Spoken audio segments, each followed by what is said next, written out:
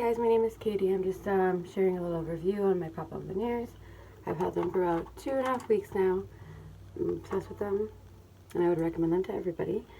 I lost all my molars and 3 teeth over here. My front teeth broke off after I got some expensive $1,500 root canals 2 days before my crown appointment. Yeah, so here is what it looks like. Basically went through some trauma and my teeth broke off. The nutrients in my body weren't sending the right vitamins and nutrients to my teeth, so small cavities turned into root canals within 4 months. It was a crazy incident, but anyway, I couldn't go to work or anything, so here we go. Just clip them right on. I love them. You can talk with them, eat with them, drink with them, everything. I would recommend them to anybody.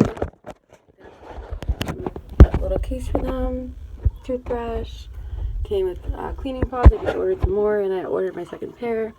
It shows how they repaired my front teeth, how my missing teeth are right here, and then how they repaired them and made my veneers. Yeah. So I would recommend the whole wide world. I am obsessed. Thank you, Pop On Veneers.